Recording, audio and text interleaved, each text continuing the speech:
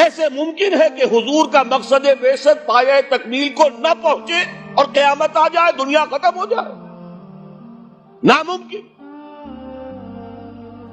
دنیا کے خاتمے سے پہلے وہ وقت آ کر رہے گا جب کل کرۂ ارضی پر اللہ کا دین اسی طرح غالب ہو جائے جیسے کہ محمد عربی صلی اللہ علیہ وسلم کے دست مبارک سے جزیرہ نماء عرب میں غالب ہوا۔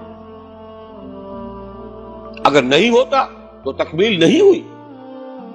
یہی بات کہی ہے اقبال نے، وقت فرصت ہے کہاں، کام ابھی باقی ہے، نور توحید کا اتمام ابھی باقی ہے۔ جزیرہ نماء عرب تو جگمگا اٹھا نور توحید سے، جیسا کہ بعد میں عرض کروں گا۔ پھر اصحاب ثلاثہ، خلفائے ثلاثہ کے عہد خلافت میں کہاں سے کہاں کا علاقہ جو ہے وہ منور ہو گیا، بقعہ نور بن گیا توحید سے۔ لیکن پوری دنیا تو نہیں ہوئی نا، ابھی تو چین بھی تھا، ہندوستان بھی تھا، ابھی تو پورا یورپ بھی تھا، پورا افریقہ بھی تھا، سوائے شمالی افریقہ کے اور کہاں دین پہنچا تھا؟ جب تک کہ کل روئے ارضی پر اللہ کا دین غالب نہیں ہوتا، حضور کا مقصد بعثت نامکمل ہے، وقت فرصت ہے کہاں، کام ابھی باقی ہے، نور توحید کا اتمام ابھی باقی۔ البتہ اتمام کے دو مفہوم سمجھ لیجئے، ایک ہے کسی شے کا کسی ایک بلندی تک پہنچ جانا، ایک ہے کتنی اس کی وسعت کتنی ہے۔ اتمام دین اور دین کا غلبہ جزیرہ نماء عرب میں تو کامل ہو گیا، اس میں کوئی شک نہیں، لیکن کل روئے ارضی پر نہیں ہوا، توسیع ہونی ہے۔ ایک اعتبار سے اتمام ہو گیا، ایک اعتبار سے دین غالب ہو گیا، لیکن یہ کہ در حقیقت چونکہ بعثت محمدی صلی اللہ علیہ وسلم تمام عالم انسانیت کے لیے ہے، اس لیے جب تک پورے عالم انسانی پر اللہ کا دین غالب نہ ہو، حلوظ مقصد بعثت محمدی شرمندہ تکمیل ہے۔ لیکن جان لیجئے ہو کر رہے گا۔ اب اس کی جو خبریں دی ہیں، سب سے پہلے تو جیسا کہ ان آیات کے حوالے سے میں نے عرض کیا تھا، دو آیتیں میں نے اس وقت تک بیان کی ہیں، دو اگلی آیات ذرا سرسری طور پر سمجھ لیجئے ورنہ وقت بہت زیادہ لگ جائے گا۔ اے مسلمانوں، یہ تو ہمارا فیصلہ ہے، ہم اپنے دین کا اتمام کریں گے، ہم نے اپنے نبی کو بھیجا ہی دین کے غلبے کے لیے، غلبہ دین ہوگا، لیکن تمہارے ایمان کا کچھ تقاضا ہے۔ اگر تم چاہتے ہو آخرت کے عذاب سے بچنا، اگر تم چاہتے ہو جنت کا داخلہ، تو تمہیں ایک کاروبار کرنا پڑے گا۔ یا ایھا الذین آمنوا هل ادلکم علی تجارۃ تنجیکم من عذاب علیم تؤمنون باللہ ورسولہ وتجاہدون فی سبیل اللہ باموالکم وانفسکم۔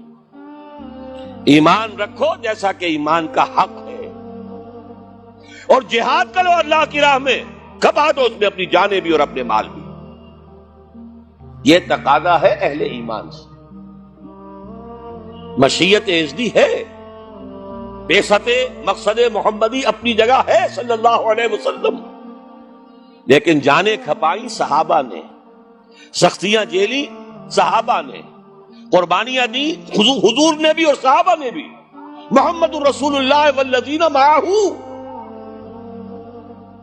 یہ الفاظ کہاں آئے ہیں؟ سورہ فتح کی اس آیت کے بعد، هو الذی ارسل رسولہ بالہدی ودین الحق لیظہرہ علی الدین کلہ وکفی باللہ شہیدا محمد رسول اللہ والذین معہ اشداء علی الکفار رحماء بینہم الی آخر الآیہ۔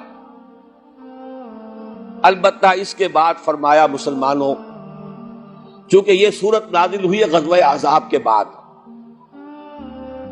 سورہ صف، مسلمانوں ہم نے تمہیں ٹھوک بجا کر دیکھ لیا، تم نے ایمان اور جہاد کے تقاضے پورے کر دیے، تم نے اپنے ایمان کی صداقت کا وافر ثبوت فراہم کر دیا، لہذا خوشخبری سنو۔ یہ خوشخبری کب دی جا رہی ہے؟ جبکہ محمد الرسول اللہ کو 18 برس ہو چکے ہیں کام کرتے، جبکہ صحابہ پر سختی اپنے عروج کو پہنچ چکی ہے غزوہ احزاب میں۔ فرمایا اگر تم اس راستے پر گامزن رہو گے تو اخروی وعدے بھی ہیں، مغفرت بھی ہے، نجات بھی ہے، جنتیں بھی ہیں، بڑے اعلیٰ گھر بھی ہیں، وَأُخْرَى تُحِبُّونَهَا نَصْرٌ مِّنَ اللَّهِ وَفَتْحٌ قَرِيبٌ، اور ایک اور بات سن لو جو تمہیں بہت پسند ہوگی، اللہ کی مدد آیا چاہتی ہے اور فتح جو ہے تمہاری قدم بوسی کرنا چاہتی۔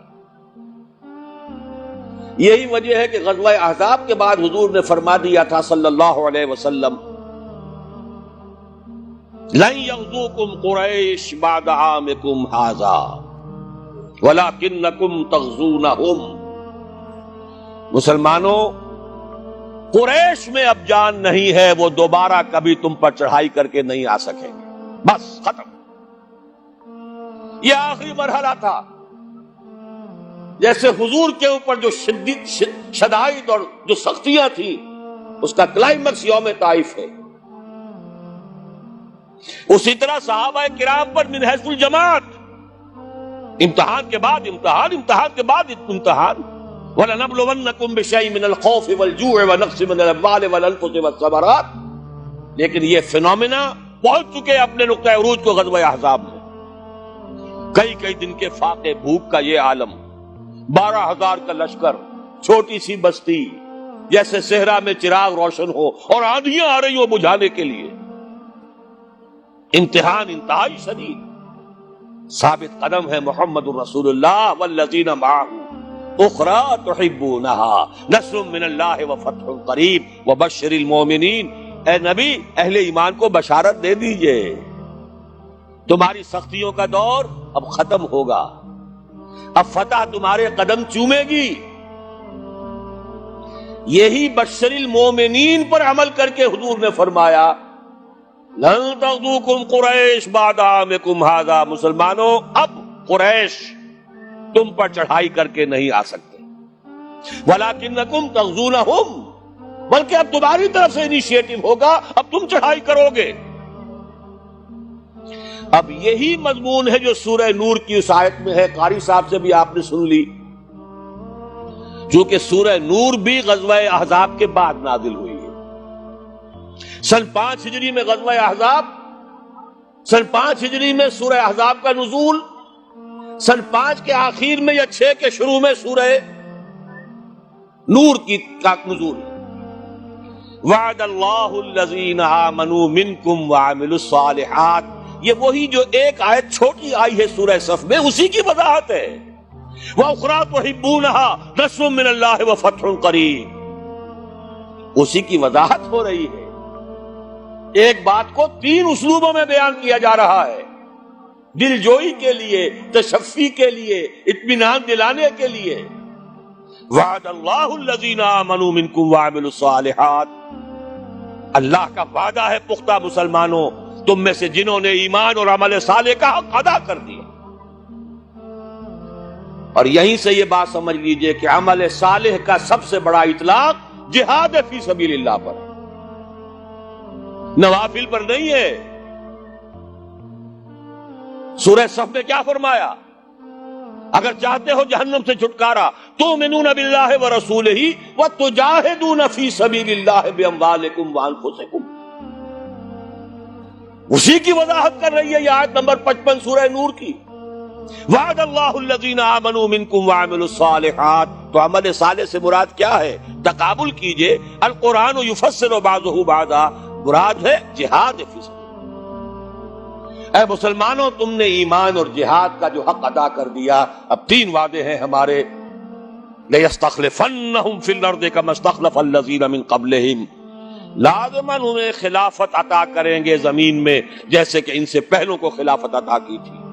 یا داؤد انا جعلناک خلیفۃ فی الارض، کبھی اگر داؤد اور سلیمان کی حکومتیں ہو سکتی تھی تو محمد الرسول اللہ کی امت کی حکومت کیوں نہیں ہو سکتی؟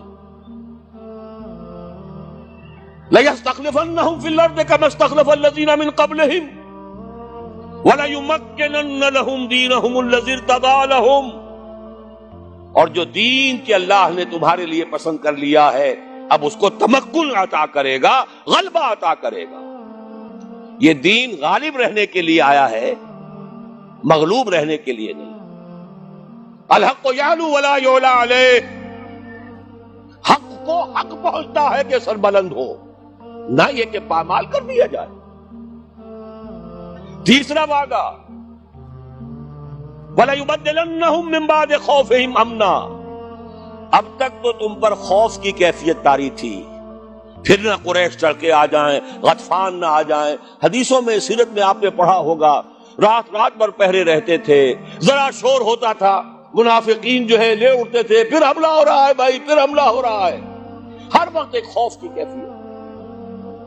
لیکن اے مسلمانوں، اب وہ خوف کی حالت بدل جائے، تمہیں امن حاصل ہو جائے گا۔ چیزیں تین بیان کی، ایک ہی ہے۔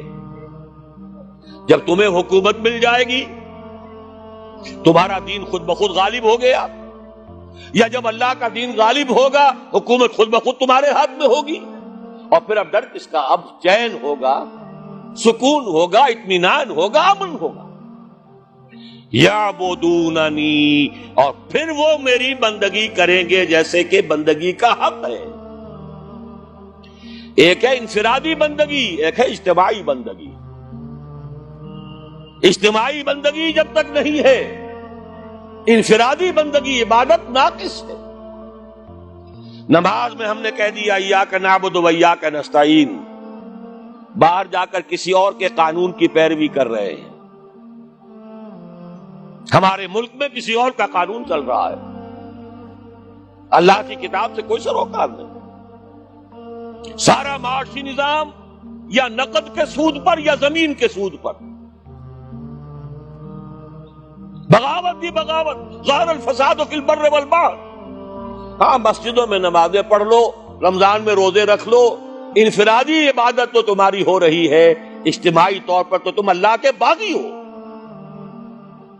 اللہ کے خلاف تمہارا اعلان جنگ ہے۔ اگر سودی معاملے سے باز نہیں آتے، فاذنوا بحرب من اللہ ورسولہ، باز نہیں آتے تو اللہ اور اس کے رسول کی طرف سے الٹیمیٹم ہے تمہارے خلاف۔ جب تک دین غالب نہ ہو، عبادت ناقص ہے۔ بڑا پیارا شعر ہے، کس کا ہے مجھے نہیں معلوم، باطل کے اقتدار میں تقویٰ کی آرزو، بڑے بڑے متقی سب زندہ دار، وہ جو اقبال نے کہلوایا ہے ابلیس کی زبان سے، خال خال اس قوم میں اب تک نظر آتے ہیں، وہ کرتے ہیں اشک سحرگاہی سے جو ظالم وضو۔ ایسے لوگ موجود، لیکن پوری قوم اللہ کے خلاف جنگ کر رہی ہے، پوری قوم بغاوت پر ہے، مملکت اور اس کا قانون بغاوت پر مبنی ہے، اللہ کے خلاف۔ جب تک کہ پورا دین قائم نہ ہو، عبادت ناقص ہے۔ یعبدوننی، جب ایسا ہو جائے گا تب میری عبادت کا حق پورا ہوگا۔ لا یشرکون بی شیئا، اور اس وقت پھر وہ میرے ساتھ کسی کو شریک نہیں ٹھہرائیں گے۔ یا رب فاجمعنی بكل الصحب والأحباب واكتب لنا أن ندخل الجنات بالريان۔